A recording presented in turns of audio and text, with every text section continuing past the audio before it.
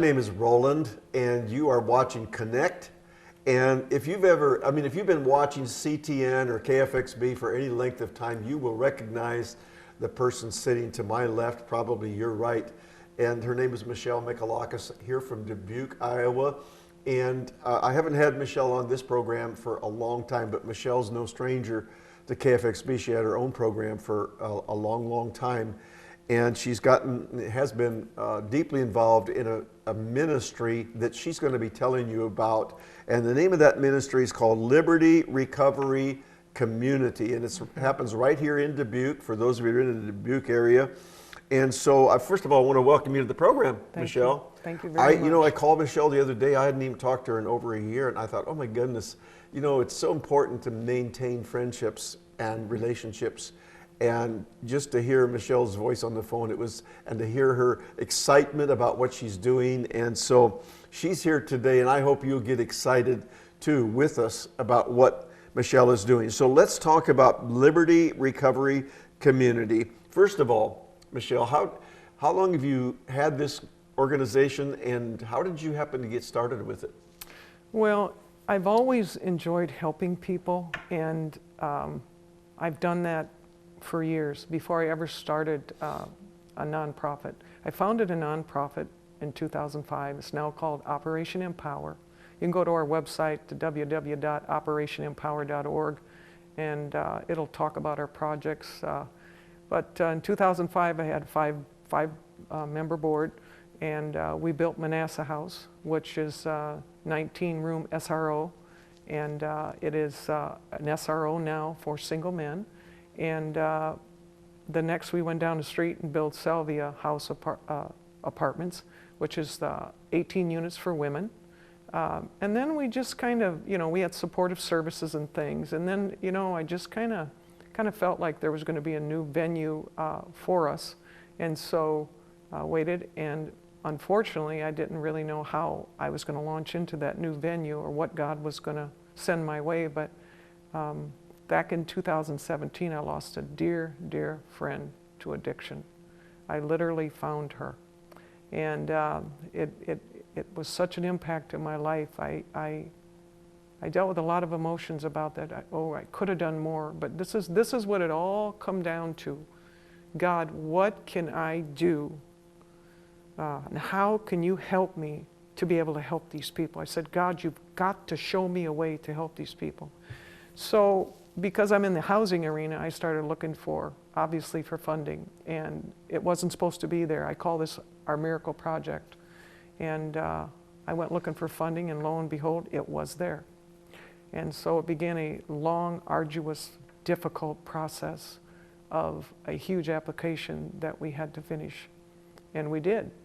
But there were a lot of obstacles along the way. There were many, many obstacles. And you know, at one point I said, Lord, you know, why is this so difficult? I really did. I said, Lord, if this is of you, which I know it is, why is it so difficult? He said, because then no one will take credit. That's right. No one will take credit. Yes. You'll realize that this is a miracle, is what you'll realize. So we did the app, we worked on the app, then we had to do a business plan. There was so much there. And then we searched for property. And we searched and we searched. And finally I said, that's it. God, I'm done. I'm either crazy or I missed it.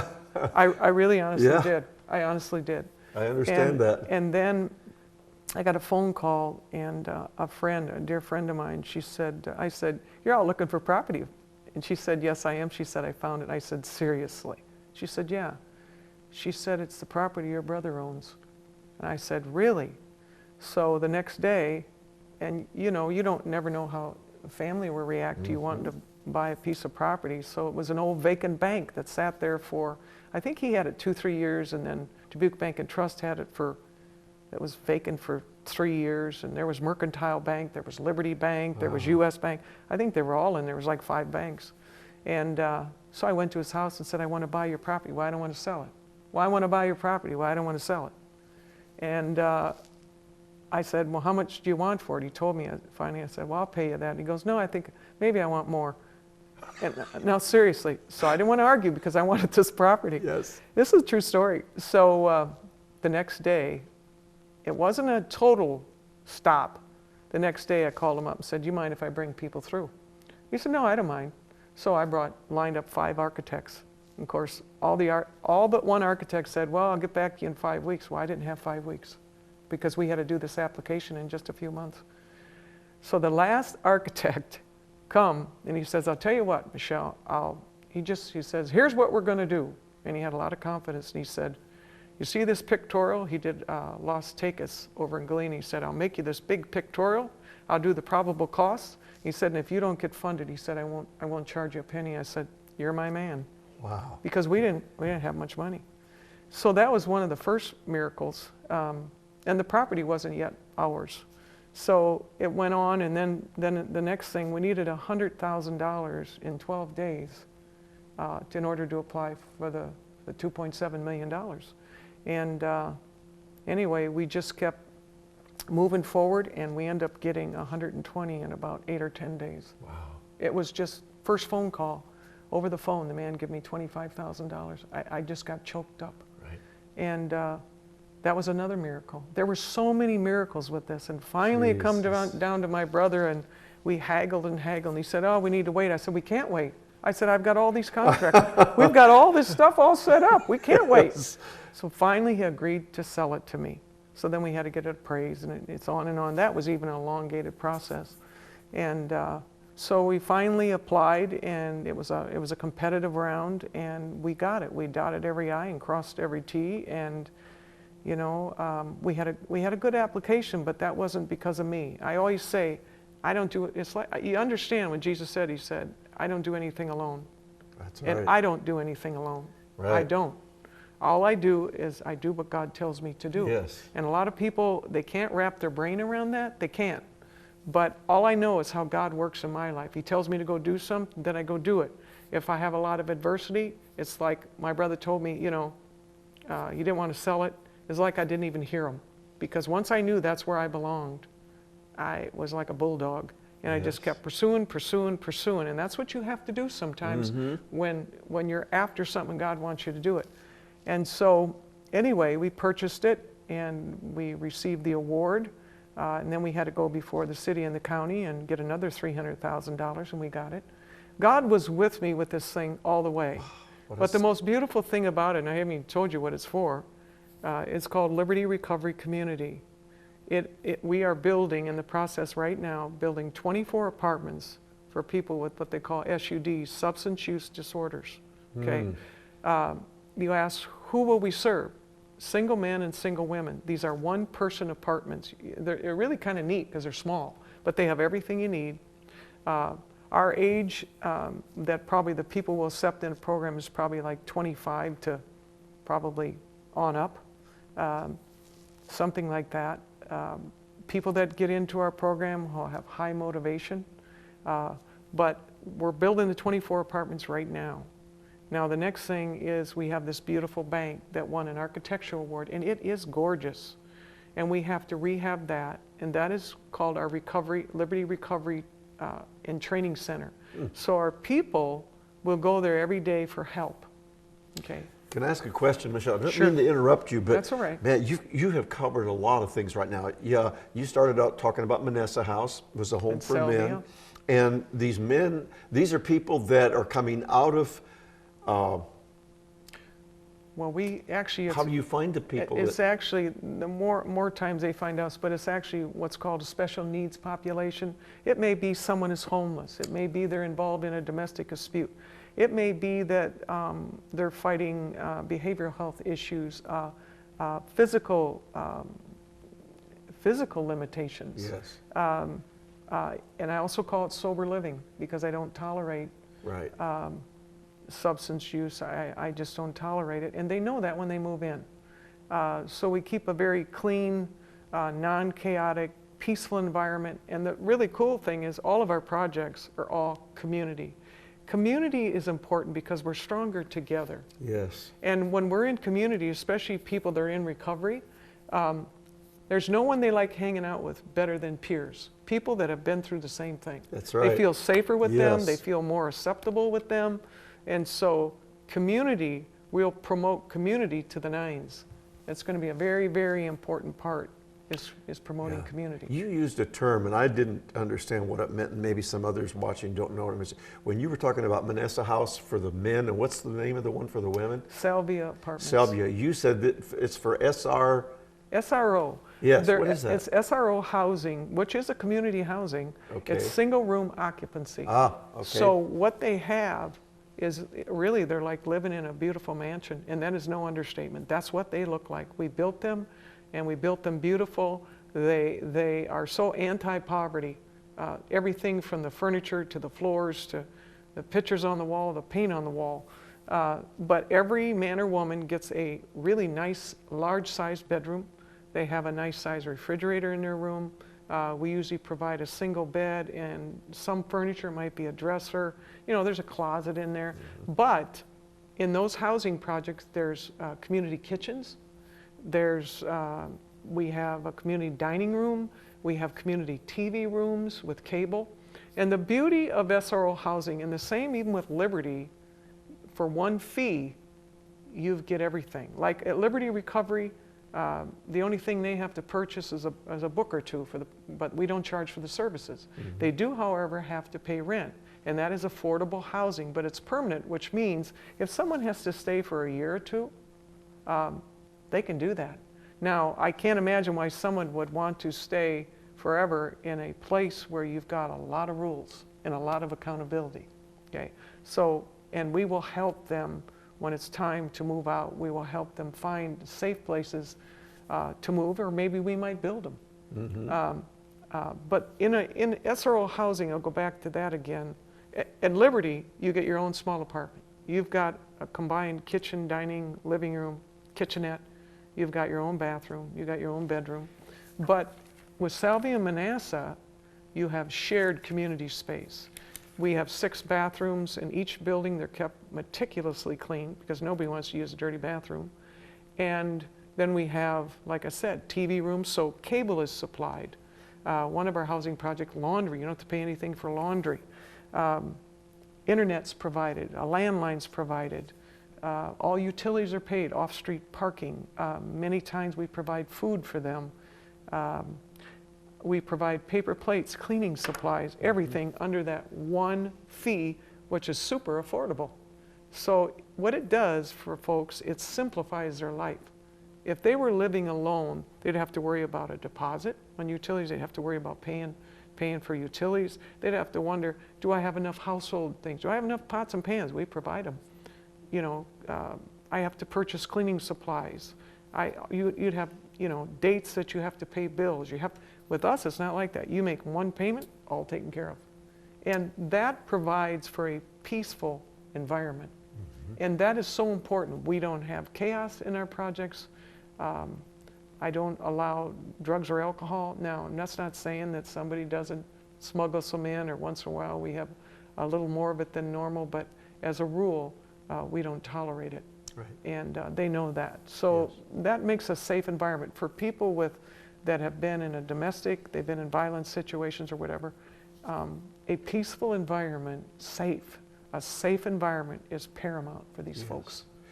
You know, I was just thinking about this. You know, I'm a pastor myself, and we as pastors, we've got so many different facets to our ministries that we don't have time to focus on this very, very important need here that Michelle's talking about. And so how do you get, I mean, do you go to pastors? Do you talk to pastors? Do you go speak at churches? Do you share your vision with, how do you share your vision with other people to get both the financial help that you need as well as the volunteer help that you need? Well, I just spoke at a prison ministry venue the other night, and I had quite a few people come up to me. We will start at some point sending out flyers, information of what we're doing. People can go to our website again. I'm all over the community, and I'm talking to people about, you know, volunteering. We've got some volunteers right now that are helping us, but we will need volunteers to help us, like our Liberty Recovery. We can use people contractors, people that can help paint, whatever it takes to put that building together. That's what we're going to do. We need people that peers If you're in recovery, please give me a call at 563-599-2980. I would love to hear from you because we want to raise up a group of peers that will come in and work with our people too. People that have overcome it, people that know what it's all about. There's no one better to help prevent relapse than somebody that's been through it. They've learned, things that can help, that have helped them, and they share them and they get involved. We want peers to be involved. If you're in, Illinois, Wisconsin, Iowa, look us up. Again, you can go to our website, www.operationempower.org. Connect with me. If you're someone, say you have a talent, okay? You've got a talent. And it may be from the line of work that you've done in your lifetime. I guarantee you've got giftings and talents, something that can contribute to our project. And we're looking for people that can teach these people how to have healthy relationships. You might, take them to lunch. You might take them to coffee. You might go bowling with them. You might, visit with them. There's other things. Or you may have hobbies that they can get involved in. Different groups that they can get involved in. So we're looking for people that your motive is, I want to help people. It's not any other motive. I just want to help these people. I think they're the most vulnerable group in society. I really do. Yes. Do you know that people that have SUD issues are considered a disabled population? Yes. Okay, so we need people that know how to be kind and gentle and that just willing to do this because to give back. I mean, that's one of the biggest things that we're going to teach our people is to give back. Yes. It's not enough that they become sober. It's not enough. That's right. We have to raise them above that to give back. Yes. You imagine every person that comes in that overcomes, they're an overcomer, but yet they go out and they reach people to be an overcomer as well. Yes. That's what you call really, like I said the other night, hitting a home run. Yes. When I played a lot of sports when I was in high school. I hit a lot of home runs. But to me, that's the greatest home run I ever hit in my life is when I can find somebody that I can empower. I always say to them, do you want to soar? I'll teach you how to soar. Yes. Okay, I will teach you how to soar. If you will listen to me, I'll show you how to soar. And for those that do, it's worth it all. Yes. I'll be honest, I've been disappointed many a times, but that doesn't mean I'll ever quit trying. That's right. Because we have to reach out to them. You realize this last year, over 80,000 people died just from opioid overdoses alone. How many? Over 80,000. A lot of people. Every year since like 2015, more people have died just that year than the combined Vietnam, Afghanistan, Iraq wars combined together in 1 year. We wipe out that many people. Now I know COVID's here. COVID has exacerbated the situation because people are isolated. One of the greatest triggers that will cause relapse is being isolated. And so it's caused a lot of isolation. It's caused more domestic abuse. Right.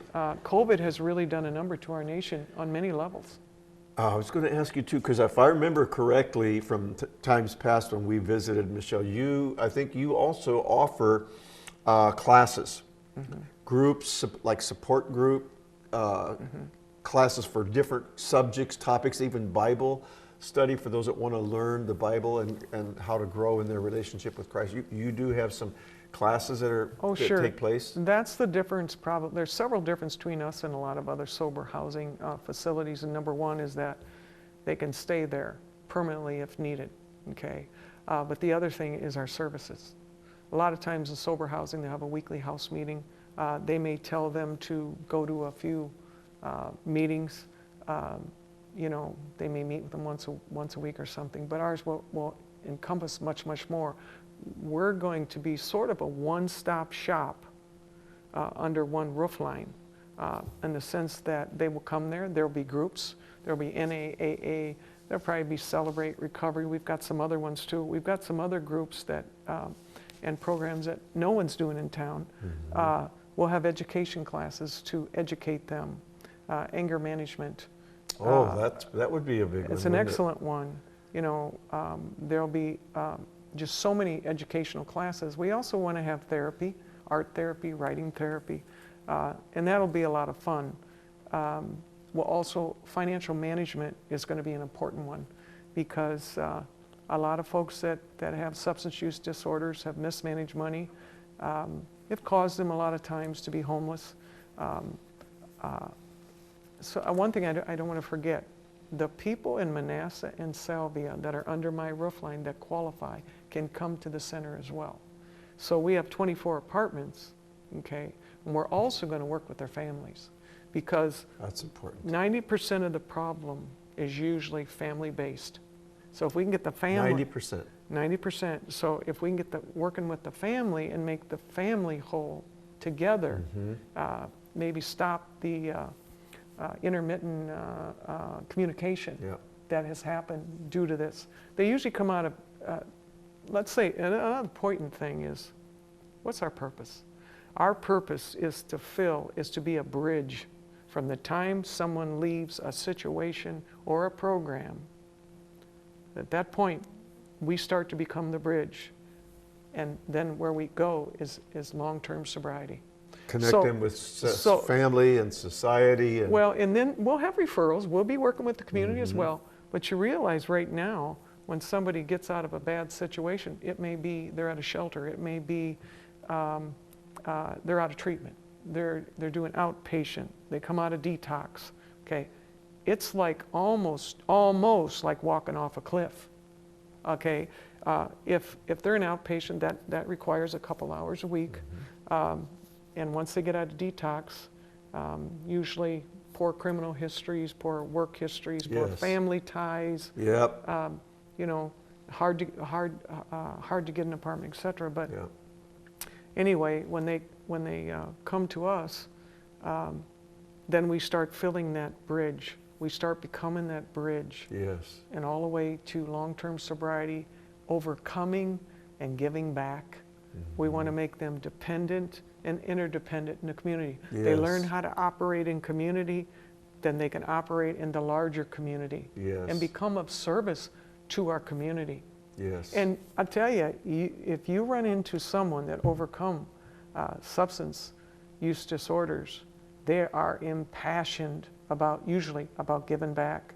Finding that person that they can help. They've got, because they've been through it. They've been through it. And they realize all the pitfalls and the perils, and I just love working with them.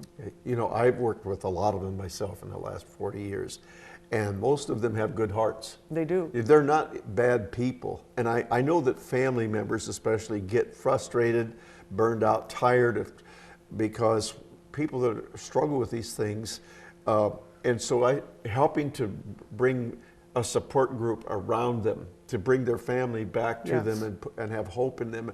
And I think that when people that are struggling with these things know that there are people who believe in them and are willing to invest in them and be patient with them, I think that's part of their recovery. When you said that, there was a gal, actually the gal that I found, and she went through a period of 16, I think was it 16 months that she was sober, and I said to her, what was the difference why you were sober for 16 months? And this is exactly what she said to me. She said, because you believed in me. See, they feel worthless. All they can think about, you know, and they deal with shame, condemnation, guilt. I always, when I look at them at what they can become. Now, when we're talking about letting somebody in our program, okay, we're looking at high motivation. It doesn't matter what they've done. I'm looking at high motivation. How motivated are they to want to overcome this? Motivation, desire will go a long, long way. And so, you know, definitely look at that. Now, you know, we will certainly have a criteria, an admissions process. We always first have to look at an admissions of keeping everybody safe. If somebody has a background that will affect that, They can't get never into our thought about place. that. That's probably one of our #1 criteria. It's you know, I get people that come to me even now and they'll go, "Oh, Michelle, I got a really bad criminal background," and and I've seen some of them, you know, even maybe the person talking to me, and I just said, "Listen, I've seen a lot of them, you know, and don't think that yours is any different than the ones I've seen." You know, I've seen a lot of them, but really, honestly, I don't care that much what they've done. I only care if it will affect the community. Yes. And then I'll be protective of that community. Yeah. You know, I find in working with people, it's all in how people see themselves. Oh, You know, and I could get, that's a whole deep subject that we don't have time to get into, but what we need to do is speak positively into them and tell them the good that we see in them. And we're just about out of time, Michelle. And so how can people connect with you? You know, I'm just trying to figure out, how do you get into like churches? People, if you're watching this and you attend a church and you feel that it's important for your pastor to get to know about this so that he can pass information on even, Right.